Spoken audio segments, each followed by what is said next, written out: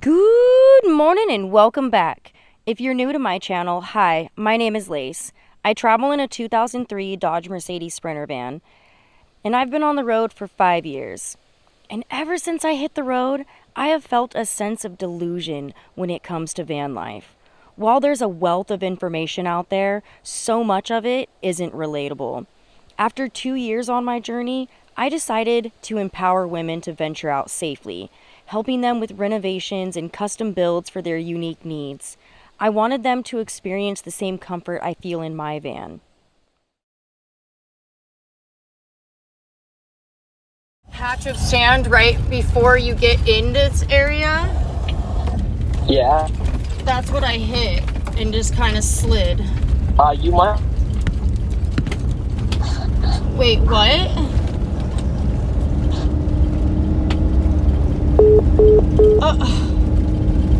Okay, well, I kind of ruined the surprise because honestly, these roads are terrifying and I got scared.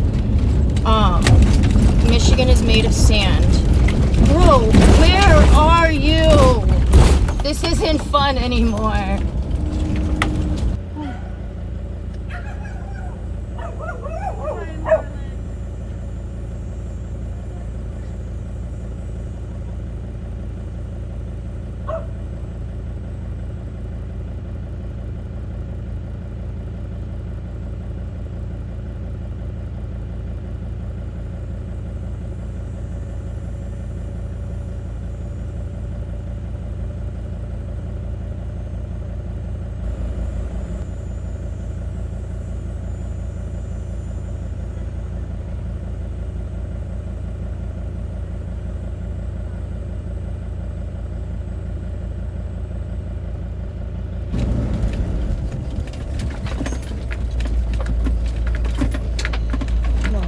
Almost there. Oh.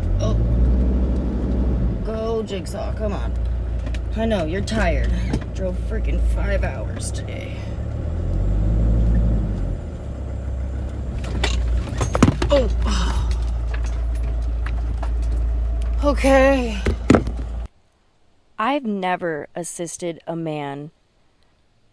And that's a testament to the belief that men should always inherently know how to do it all. Everyone possesses different skills, and this has been a challenge for me. In today's episode, I hope to share my personal projects I've worked on since I started van life. Let's call it a passion. I've always envisioned finding community in this lifestyle, but I felt as though the rug was pulled out from underneath me when I found myself alone. Thankfully, I've managed to build a community, and I'm grateful for a chance to witness others pursuing their dreams, guiding them through struggles and mistakes. It's a deeply fulfilling experience. And now, I want to pass the mic and provide someone else the opportunity to share their story in a way they never thought possible. When I tried to introduce them during my travels across Florida, it proved difficult because his story, well, it didn't clearly make sense. Just a hint to the plot twist. I can't even say it. It's so weird. Wait till you hear this plot twist of a story.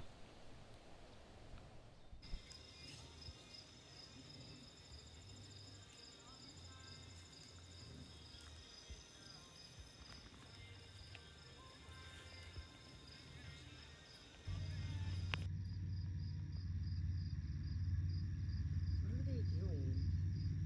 I don't know.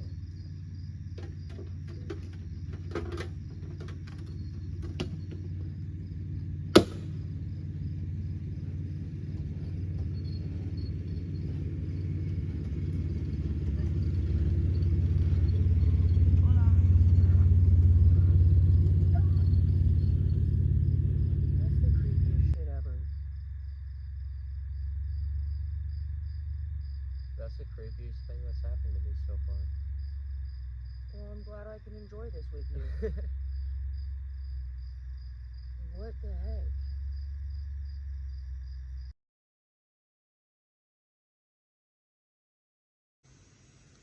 We obviously knew we had to find our way out of there, and we needed to do a project, but we're going to get to that later on. let's get to this weird story. Hello, everyone. My name is Vincent. I am from South Dakota. And how old are you? I'm 23 years old. And how long have you been on the road? I've been on the road now for about a month out of the state that I originated from. And how long have you been working on this project? I have been working on this project since January. That's when I started my build and everything. Hi, guys. Welcome back. So in this section, I want to show you guys a little bit more of his backstory. And I'm not going to be the one describing it. Most of this has been me talking and telling you my point of view on how it was to help somebody transition from being a housie to being a van lifer. Now I want you to hear it from his side. He doesn't really know how to do this. He's extremely nervous. I am. So I'm going to probably have to ask questions to get responses. Okay. We're going to start off this story and how this is all going to go with how did we meet? I was living in South Dakota at the time, and I kept seeing this van drive by my house probably for about 4 or 5 days. And I went into the bar, met you, started talking to you, and then that's when I realized it was your van. And the more that I talked to you, I never realized that this was an actual lifestyle. Yeah.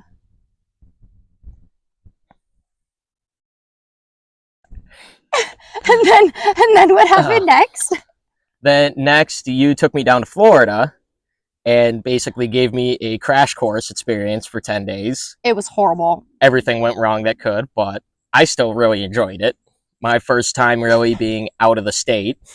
Yeah. Yeah. I wanted to do everything like show the goods of van life. I ended up showing all of the bad. Like everything that could go wrong went wrong. But he still was like, yeah, I could do this. And I was like, you really like this? Okay. Yay. And then you went back to South Dakota. Yep, and that's when I started building out my 84 Dodge pickup. And how did that go? It worked. It worked, but it didn't work. I got it all built out and everything. The main thing that I struggled with was the ceiling and it leaking water. Every week I had to repatch the ceiling. And what all did you do to the truck? So pretty much with the truck, I started off doing body work, replacing the doors on it, the front fenders. Today's update on the build. New fenders. Old one off, new one off of the parts truck. Now I just got to put that one onto there and then do passenger side. Gave it new tires. Pretty much started looking over the whole motor and everything, making sure that was all good. And then I threw the topper on, put a wood floor in, insulated the best that I could. It was the funniest shit I'd ever seen. I just got done cleaning my entire truck and doing a full layout. This is everything that I own and that is packed into my truck, including that stuff right there too. All that came out of here. Say hi, Marlene. Insulated the best I could, wired it up with power. Probably not in the best way. Probably not in the best way, but it worked. It worked and it got me by. I had a stove and a toolbox, pretty much all my tools in there. Everything that I needed, which was probably a little bit more weight for the truck. So it may not look like too much right now because I'm not like completely moved into it. But this is what all I've gotten done so far. And surprisingly right now, with just that, it's like 70 degrees in here. And it is 11 degrees outside. And the worst part about having an older vehicle is the gas mileage. 8 miles a gallon. Yeah. Yeah, you weren't getting far in that. I made it. I made it all around South Dakota. You did. So what started you on the adventure of getting a van? How did that adventure start? So that and I mean from the beginning. That whole story started with Facebook Marketplace. Trolling Facebook Marketplace one day, found this free 1975 Ford skid loader. No. Start from the beginning. From the beginning of me wanting to get a van? Like, all the way back. Like, I'm talking the real story. Like when I was still in the truck? Yeah, like when you were in the truck, and then what did you trade to get the first van that you ever got? The first van that I got. So, like, the truck started breaking down. Yes, the truck started breaking down, so I had more and more problems, and it was starting to... Well, when I popped my hood on my truck, I noticed all this oil everywhere. All over the front of the motor. I traced it back, and the only thing that can be is my front main seal. So, that means this motor has to come out to fix that. So I started looking for different vehicles, and I was working for this guy. He had this Sprinter van, dual sliding doors, and I traded him a 22 AR-15 for it. Just straight up. And I was going to build that out right away, but that ended up needing a whole lot of work. And I never showed up. Yes, that too. So that is a little bit of the backstory when it comes to, I was trying to make it to South Dakota to build out this van. That was that van. As you guys already know, I never made it. That did never happen. So, and then when you realized that the Sprinter build wasn't going to work out, what did you do? When I realized that wasn't going to work out, I just started looking on Marketplace for vans, cheap vans. I was just going to buy a real cheap one and go that route. But instead, I found this free skid loader on there. And I went up there, looked at it. Turns out the guy thought it was a diesel, but it was a gasser. And he put diesel in it. So I got the thing for free, took it home, changed out spark plugs, wires, gave it a good cleanup and everything, got the thing running. Threw it up on Marketplace. Found this 2009 Chevy Express van with 140,000 miles on it. Guy did a straight up trade for it, and it came with batteries, wiring, and everything. And I did a straight up trade for that. Met him halfway across the state. He drove down from... So this is the van that I got.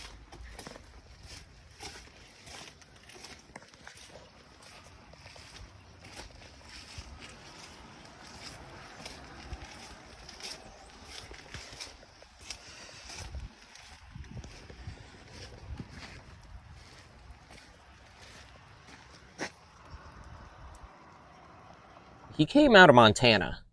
Okay. Yep, the van came out of Montana.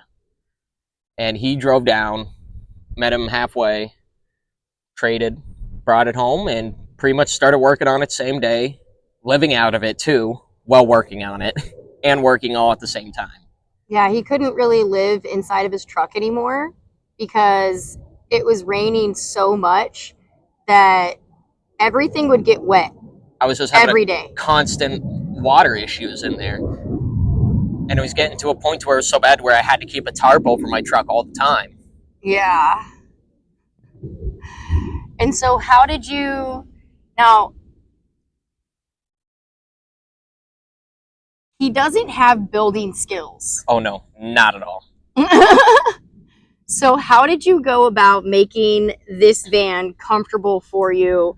And where did you obtain a lot of the components for this van?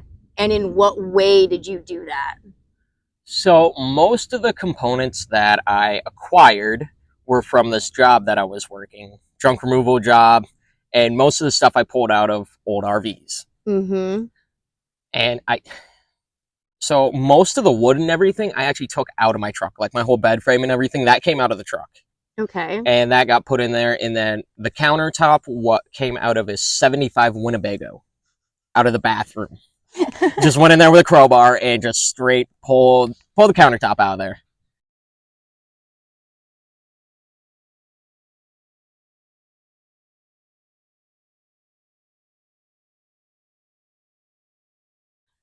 Okay. Had that in there, had my little flip-up stove on, and then I got this kitchen cupboard out of an apartment that we were doing demo on. Slid that underneath, fit perfectly.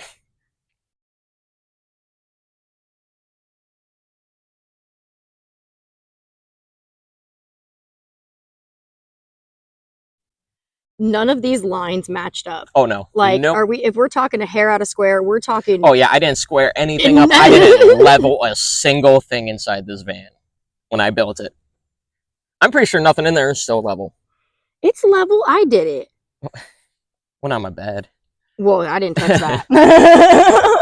I didn't do that part. Okay, and then now that you're in the van, what made you actually choose to finally leave South Dakota and get on the road? So, what made me leave was, so at first I was just taking little trips out of state and everything. And then on this last trip that I took, it was over 4th of July weekend. And I got a call from my boss 4th of July night, wanting me to drive back 4th of July night to show up to work the next morning. And she knew I was on vacation and everything. I told her, like, no, I'm not going to do that. And everything. We got into an argument, and, well, to make a long story short, I just quit that night and never went back.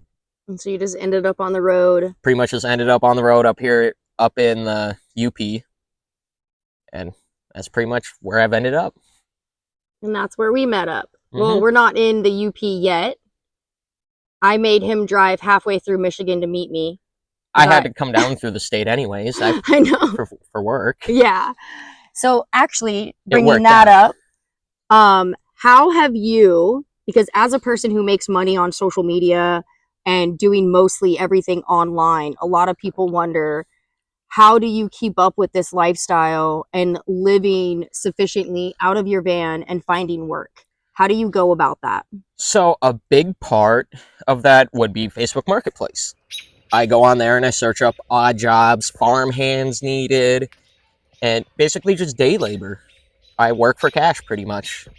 Which actually, here in about 30 minutes, he's going to be leaving me at this campsite and driving 30 minutes to go to a job that he did find on Facebook Marketplace. And that's really how he's kept above water, really. I've kept on the road like that, and it's working for me.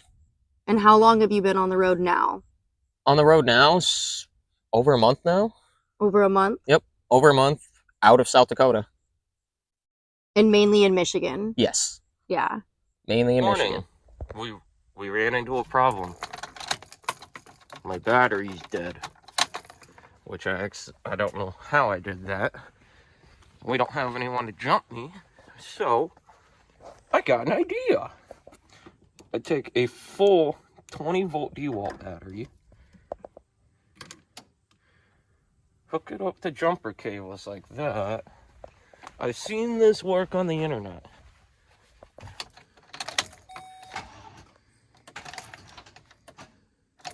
Damn it. Just for your information, it takes two 20-volt DeWalt batteries to jumpstart a Chevy Express van. Got your ass, motherfucker. Fresh kill. What advice would you give to someone starting out who maybe doesn't have a lot and they're struggling to look at this lifestyle because they look up to an individual like me in my van that has everything built out and exactly everything. And you obviously you looked up to me. I showed you the road. How did you not get discouraged and make it so simple? So at first, yes, I wanted a van like yours. I wanted it fully built out and everything. Obviously, the Sprinter van. Tried to find one. Well, I could find them everywhere. It's just I didn't have the money for it. I wasn't making the most money. So and that basically hit me big. Like, oh, what am I going to do for a vehicle and everything? And then I was sitting there thinking, like, you know, I don't need that big of a vehicle. I just need something to start me off, and then I'll upgrade throughout the years. And I built out my truck. I don't know, it's hard. It's hard to explain. It's okay. Explain however you can. Yes, throughout the whole build and everything, I was getting discouraged, like, oh, this ain't gonna work and everything. I had a bunch of stuff that was going wrong, but I just kept looking at the positives. Like, hey, I want to do this. I'm not going to give up on it. Just think of the end results of when I'm done building and everything. Yeah. It's mine. I can call this mine. Mm-hmm. And yes, people did make fun of me for the type of vehicle that I was in at first. And that did affect me too, but I just didn't let them get to me. Yeah. I don't really care what other people think of me. As long as I'm happy. That's all that matters. As long as you're happy.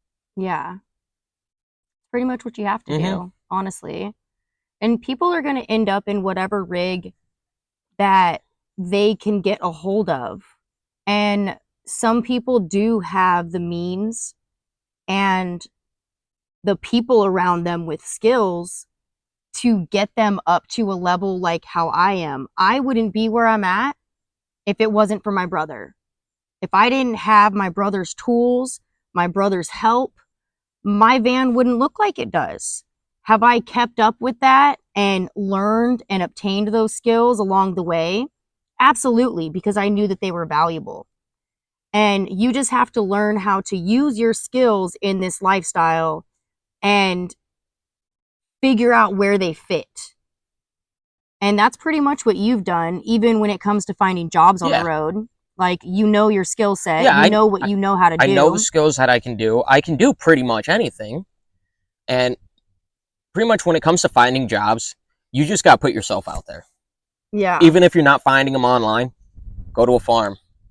Go knock on a farmer's door. Most of the time, they're looking for daily work. They're going to be really crappy jobs, but though they're going to pay. Mm-hmm. And hey, sometimes you do what you got to do. Yeah. It's all about, if you want the freedom, you have to fight for it. If you want to live this dream, then you have to obtain it in the way that you can. And it's pretty interesting to me because he gave me something. It's a little plaque. I don't know where you got it from. I think I got it at a Goodwill. Yeah. But it says, your life is somebody's dream.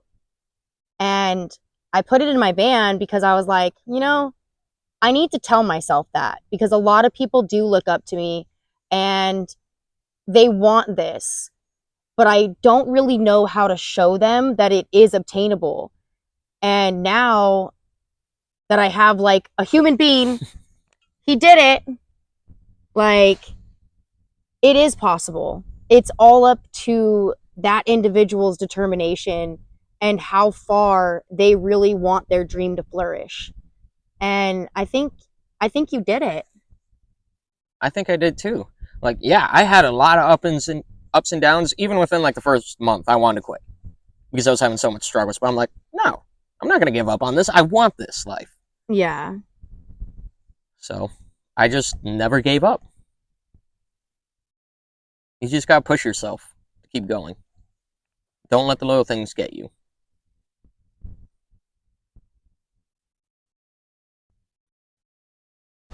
Yep, don't worry. Here, I'll put those in my pocket. Give me we might need that for a shelf.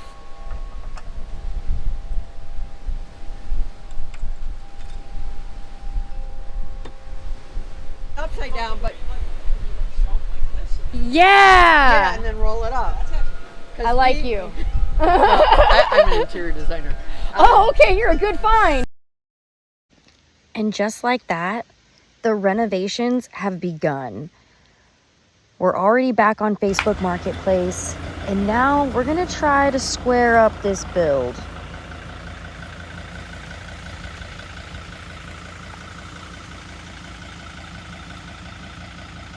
We found a free desk on Facebook Marketplace, got some wonderful ideas from, lo and behold, an interior designer needed that.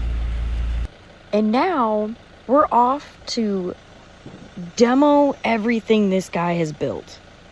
And I'm sorry, I loved it, but we can make it better. So to start off, I'm gonna get those Korean barbecue ribs going, marinating, because we got a lot of work ahead.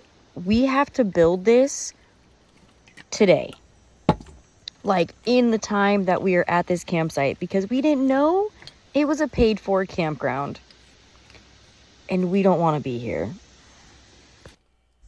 Now, don't get me wrong, it's a beautiful campsite. However, in this lifestyle, if there's no amenities present, then what exactly am I paying for? At least that's how I think of it, and that's how I teach it.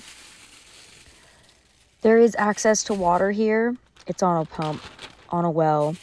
There is no electricity. So therefore, it's not worth our money.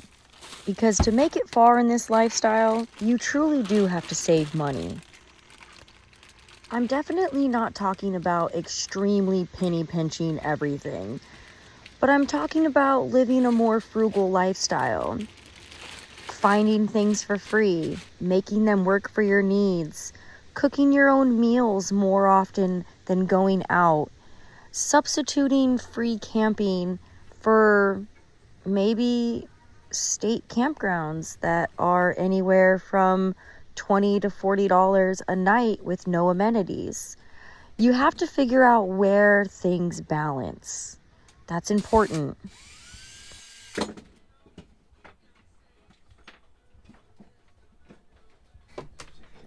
So technically this is hooked up to my alternator, right? Correct. What if I were to take that and just hook it right up to my fuse box? And then wouldn't these pretty much just be like a cigarette lighter? And they would be Everything would be... and they would be running all the time because you do not have an off switch. But that is a good way to test if that is running to your alternator.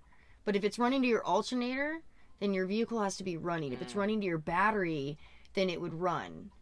So which one is it hooked up to? Do you know? I'm pretty confident. I'm pretty sure it's the alternator. I'm so glad we removed all of that. Guys are so messy.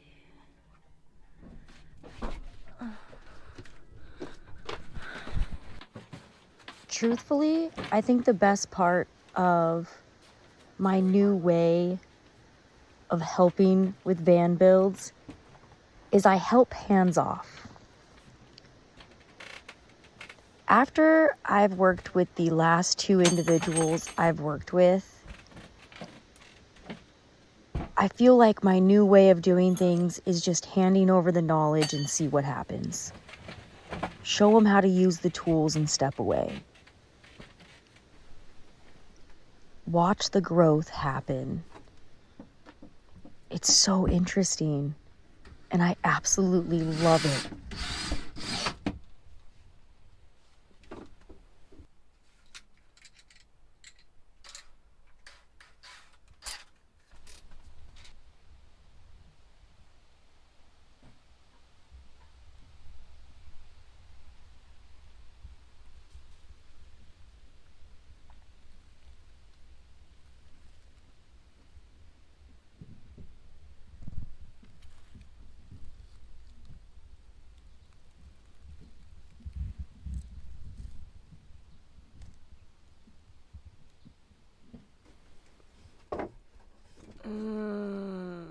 I gotta say, dude, I don't think it gives you enough counter space to cook on. No.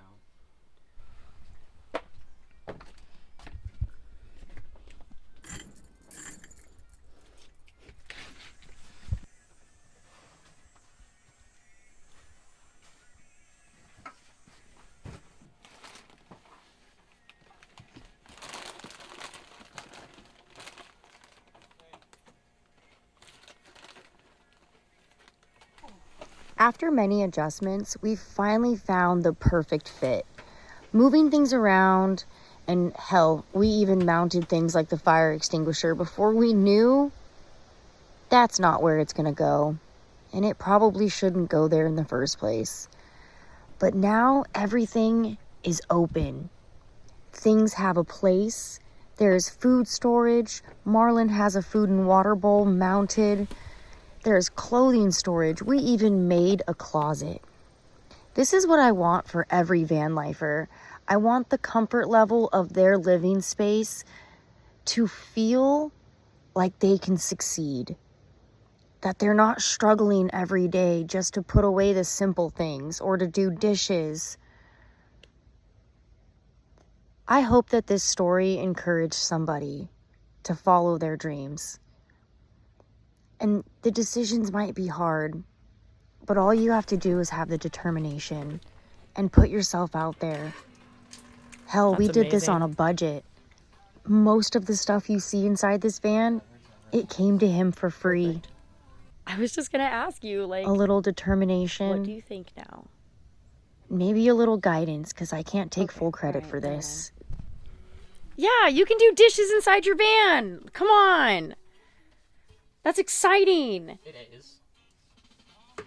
Like, look, dude, look at all this effing room. So much more room than before. It's amazing. Marlon, have you seen your new house? Have you? Have you seen it? Come on.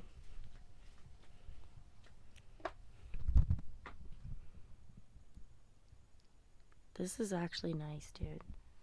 This is way better. Came out better than what I thought. And then you have like,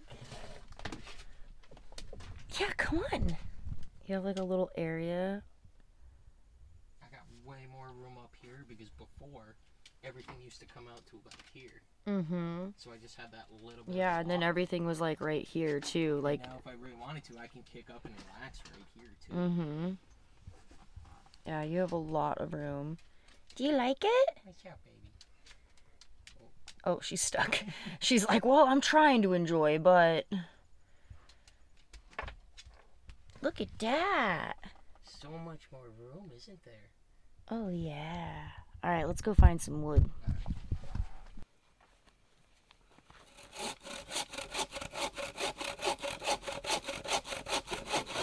Okay, we're sliding off the rock or the log. Alright, let me see it now. Whee! I'm gonna try and break it. Okay. Just don't hit your face again with I'll it. try not to. Oh, okay. Watch out, Marlon. Hold on. I gotta thunder thigh this thing. Come on. All right. Oh no, other side. Other side? Yeah, I want you right here.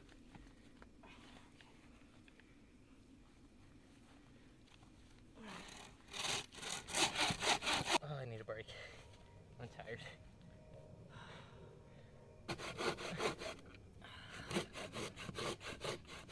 This is a lot harder than it looks. You do this a lot? Yeah. Every time I have to fill my tote full of wood. I think fucking getting water is a workout. What the hell is this bullshit? Okay.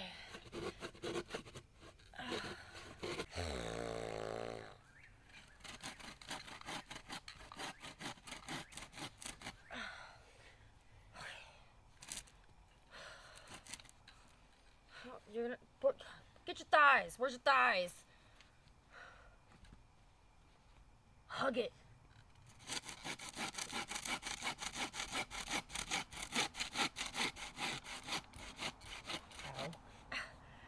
See, my thighs are better. Well, it would help if like half my knee wasn't digging into half a log. I'm just kidding. My thighs are better though. What? Come on. You just Grip. want to say fuck this piece. Okay, you try then. Grip Let's it. see who better. That's what she said. Come on. You gotta hold the other side of the log. Come on, know the process. Let's go.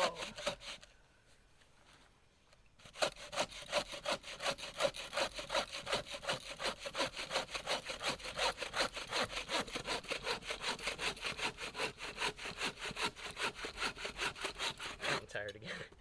See, but my thighs are better. Okay, you're not wrong.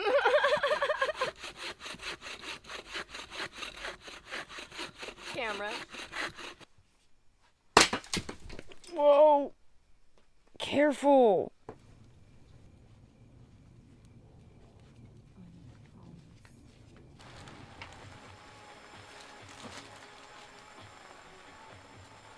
Oh, okay. How do you turn this down now? Okay, so Oh, I got it. I got it. I got it.